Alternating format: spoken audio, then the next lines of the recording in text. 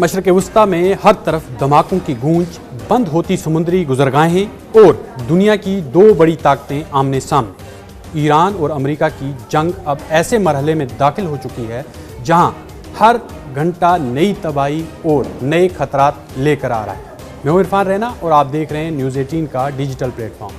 नाज़रीन, मशरक़ वस्ता में जारी जंग की आज की सबसे बड़ी अपडेट ये है कि जंग अब सिर्फ हमलों तक महदूद नहीं रही, बल्कि सफारतकारी, धमकियों और आलमी दबाव तीनों एक साथ चल रहे हैं। सबसे बड़ी पेशरफ्त ये सामने आई है कि अमेरिका, ईरान और कुछ इलाकाई ममालिक के दरमियान 45 दिन की मुमकिना जंगबंदी माहदे पर बातचीत जारी है। रिपोर्ट्स के मुताबिक इस मंसूबे को दो मरहलों में तकसीम किया गया है।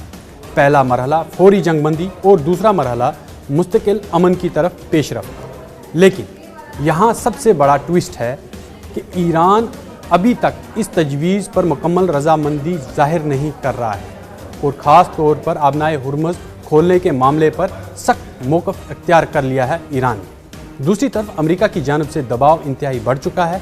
सदर डोनाल्ड ट्रंप ने ईरान को खुली धमकी देते हुए कहा है कि अगर जो हरमुज़ है उसे खोला ना गया तो ईरान के अहम इंफ्रास्ट्रक्चर, बिजली घरों और पुलों को निशाना बनाया जा सकता है।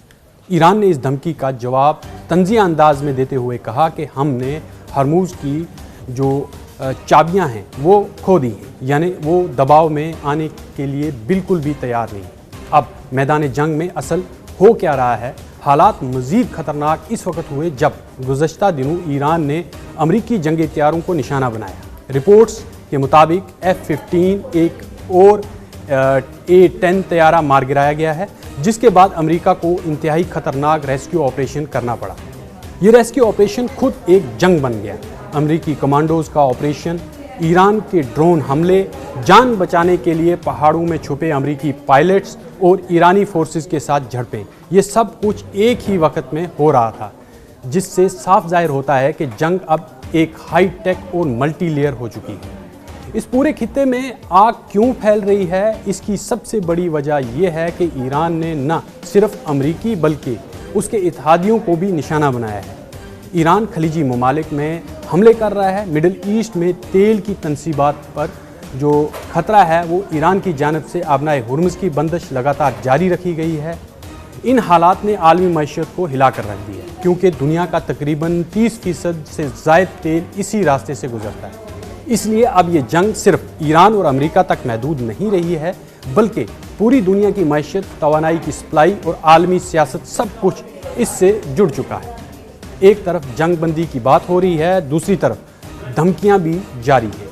माहिरीन के मुताबिक अगर हरमुज़ खुल जाता है तो जंग रुक सकती है, लेकिन अगर हमले जारी रहे तो ये जंग तीसरी आलमी जंग की तरफ हमें ले जा सकती है। ये जंग अब सिर्फ बमों और मिसाइलों की नहीं रही है, ये सियासी दबाव, माशी कंट्रोल और आलमी ताकतों के टकराव की जंग बन चुकी है। और अब सबसे बड़ा सवाल ये भी पैदा होता है कि अभी भी वही है कि क्या अगले चंद दिनों में जंग बंदी होगी या फिर ये तनाज़ा एक और बड़ी आलमी तबाही की तरफ बढ़ रहा है। मामला अब संगीन होता जा रहा है, क्योंकि ईरान जो है वो डिनाइल मोड में है। उसने किसी भी मायदे की शराइत पर जो है वो अभी रजामंदी जाहिर नहीं की है और एतराज़ जताया है, और हरमुज़ को खोलने की उन्होंने खुली चैलेंज दिया है कि हमारे पास जो है उसकी हमने चाबियां खो दी हैं। क्योंकि जिस तरह से अमेरिका ने ईरान पर अटैक किया इजराइल के इश्तराक से, और उनकी जो आला क़यादत थी उसको जो है हलाक कर दिया, उसको शहीद कर दिया,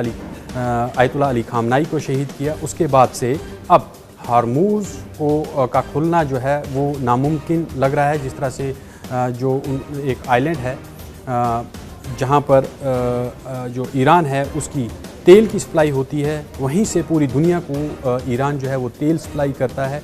अब वहाँ पर अमेरिका ने कहा है कि वो वहाँ पर फ़ौजें उतारेगा, और ईरान ने इसमें खुली तरह से एक धमकी दे दी है अमेरिका को, कहा कि अगर जो सोल्जर्स हैं वो ऑन बूट्स ग्राउंड पर उतरते हैं ईरान में या उसके खार जो जजीरा है जहाँ से पूरी दुनिया को ईरान जो है वो तेल सप्लाई करता है, और वहाँ पर अगर अमरीकी फ़ौजी उतरते हैं तो उनकी वो आखिरी जो है वो ग्राउंड ऑन बूट्स होंगे, उनको वापस नहीं जाना दिया जाएगा। अब ये जंग जो है लगातार मिडल ईस्ट से फैल कर ये अब दूसरे ममालिक की तरफ भी फैलती जा रही है। यूरोप इसमें इन्वॉल्व हो गया है।